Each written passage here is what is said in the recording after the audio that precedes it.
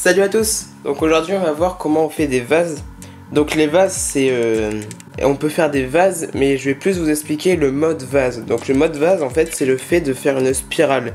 C'est-à-dire que l'imprimante va démarrer en faisant une base et ensuite elle va tourner en faisant une spirale.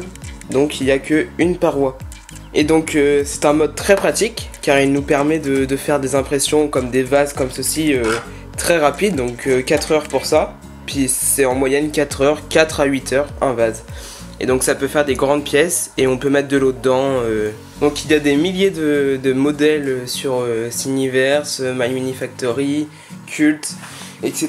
Mais le mode vase il peut aussi nous permettre à déterminer si on a une surextrusion ou une sous-extrusion. Donc je m'explique, donc vous allez imprimer un vase ou un tout petit vase comme vous voulez. Et ensuite on va venir voir avec le pied à coulisses la paroi du vase. Et faut qu'elle soit au diamètre de la buse, comme il n'y a qu'un passage. Donc vous pourrez rééquilibrer le débit. Et voilà, donc là on se retrouve sur l'ordinateur pour voir comment on active ce mode vase et comment on règle le débit. Voilà, donc comme je vous ai dit, il y a des milliers de modèles. Donc là on est sur Cineverse. Donc on peut en voir beaucoup. Là je vais en chercher un pour faire un exemple à cette vidéo. Donc vous écrivez juste vase ou vase mode. Donc on peut aller aussi sur My Mini Factory. Et voilà, il y en a des milliers et des milliers. Voilà, donc là j'ai envie de prendre celui-là. Donc premièrement donc on va le télécharger. Voilà, donc on va mettre le fichier sur Cura. Voilà. Ensuite, donc je vous donnerai mon profil de vase. Donc moi je le mets. Pour pouvoir faire un vase, on va donc devoir cliquer sur spiraliser le contour extérieur. Et donc vous cochez cette case là, vous mettez vos paramètres d'impression normaux. Donc je vais donc découper mon vase. Et donc là on peut voir qu'il n'y a qu'une paroi. Et aussi là les premières couches, je vous conseille d'en mettre 4. C'est 8, j'avais essayé avec 8, c'est trop. Et 4 c'est parfait, donc là ce sera vraiment les premières couches qui seront à 100% de remplissage. Et donc je peux vous montrer comment on va le travailler l'imprimante. Donc là on peut voir qu'elle fait un rond. Et ensuite elle va juste monter d'un rang, refaire un rond, etc. Donc on enregistre ça sur la micro SD. Et on se retrouve devant l'imprimante. Et voilà, donc là l'imprimante va bientôt se lancer. Donc pour faire le vase que vous avez vu juste avant que j'ai mis dans Cura. Donc on est parti pour 2 heures d'impression et pour une hauteur assez conséquente. Donc c'est vraiment pratique pour faire des impressions rapides. Si vous voulez offrir des vases, ça fait toujours plaisir.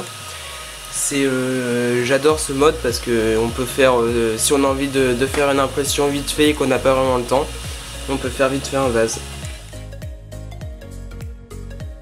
Voilà, donc là premièrement elle va faire 4 couches pleines. Donc c'est souvent le truc qui prend le plus de temps sur un vase. Plus le vase sera grand au niveau de la base, plus le temps sera conséquent pour faire les 4 premières couches. Mais si vous faites que 2 premières couches, le dessous du vase sera un peu souple. Et donc si vous mettez des fleurs dedans, ça pourra peut-être percer le vase. Voilà, donc là l'imprimante fait le même mouvement du début à la fin. Donc comme j'ai dit plus tôt, elle a fait une spirale. Donc là ça avance tranquillement, il doit rester 1 heure d'impression.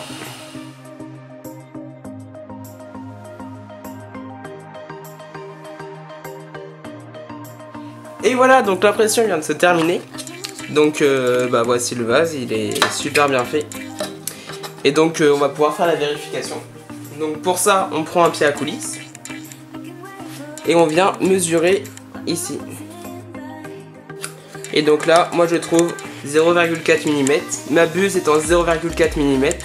J'ai donc un débit qui est bien réglé. Donc faut que je mette mon débit à 110% pour avoir un trait de 4 mm. Donc pour ne pas être en surextrusion ou en sous-extrusion. Et voilà, donc merci d'avoir visionné cette vidéo. Donc n'hésite pas à t'abonner. Et à lâcher un pouce bleu et propose-moi des idées de tutos dans les commentaires si tu en as besoin.